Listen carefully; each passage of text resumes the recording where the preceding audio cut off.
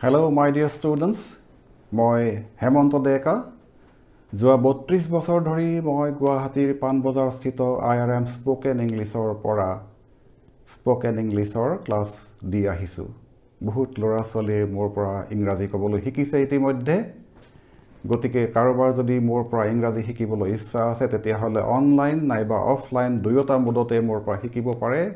মোৰ telephone number হৈছে 9864039850। আহা আমি দেৰি নকৰি আজিৰ ভিডিঅ'টো আৰম্ভ কৰোঁ। Let's start the video'.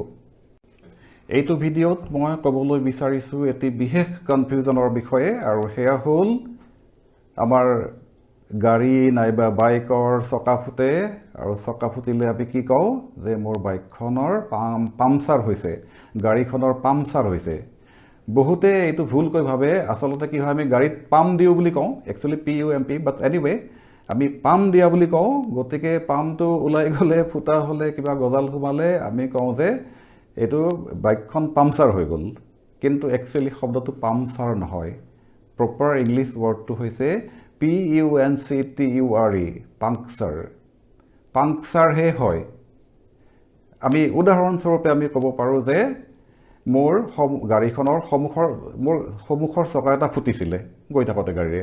মই ক'ব পাৰোঁ যে my front tire, one of my front tires ক'লে বেছি ভাল লাগিব। মোৰ সন্মুখৰ চকা এটা, one of my front tires punctured, PUNCTURED, মনত ৰাখিবা, one of my front tire punctured। অৱশ্যে ইনফৰ্মেলি কেতিয়াবা আমি এনেকৈ কওঁ, মোৰ গৈ থাকোঁতে বাটত মোৰ পাংচাৰ হৈছিলে, এনেকৈ কওঁ। গতিকে ইনফৰ্মেলি ক'লে আমি যে I had a puncture, এনেকৈও আমি ক'ব পাৰোঁ, কোনো প্ৰব্লেম নাই। I had a puncture এনেকৈ ক'লেও এইটো ঠিকেই থাকিব কথাটো। এইটো হ'ল কথা। তো পাংচাৰ হ'লে আমি আকৌ নতুনকৈ চকাটো মেৰামতি কৰি পেলাই তাত আকৌ পাম দিব লাগিব। তো চকাত পাম দিয়াৰ ইংলিছটো আমি জানিব লাগিব।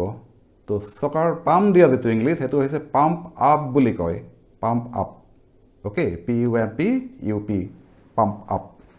তো যেনেকৈ মই চকাত পাম দিবলগীয়া আছে, I have to pump up my tires, I have to pump up my tires, এনেকৈ ক'ব পাৰি। অৱশ্যে পাম বতাহে সোমাই দিছোঁ আমি চকাৰ ভিতৰত, আমি পাম্প আপ কৈছোঁ আমি যেতিয়া টায়াৰৰ কথা কৈছোঁ। কিন্তু অন্যহাতে আমি যদি কওঁ যে বেলুন ফুলোৱা, তাতো আমিতো ক'ব গ'লে বতাহে সোমাই দিওঁ ভিতৰত, কিন্তু বেলুন ফুলাব গ'লে আমি পাম্প আপ ৱৰ্ডটো ব্যৱহাৰ নকৰোঁ, কিন্তু সেইটো মনত ৰাখিব লাগিব।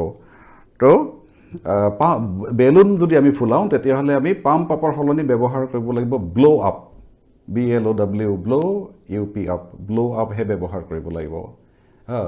এটা উদাহৰণ ল'ব পাৰোঁ। তো ব্ল' আপ দ্য বেলুনছ, বেলুনবিলাক ফুলোৱা, জন্মদিনৰ পাৰ্টি হ'ব পাৰে তেনেকুৱা। কিছুমানে বেলুন ফুলাবলৈ ভয়ো কৰে, বেছি বতাহ সোমাই দিলে ফুটি যোৱাৰ ভয়তে, যি নহওক। তো বেলুন ফুটোৱাৰ ক্ষেত্ৰত বেলুন ফুলোৱাৰ ক্ষেত্ৰত আমি ব্যৱহাৰ কৰিম ব্ল' আপ দ্য বেলুনছ। অ'কে, তো আজিলৈ এইটো ভিডিঅ'ত ইমানেই কৈছোঁ। পুনৰ লগ পাম নতুন ভিডিঅ'ত। Thank you, bye by.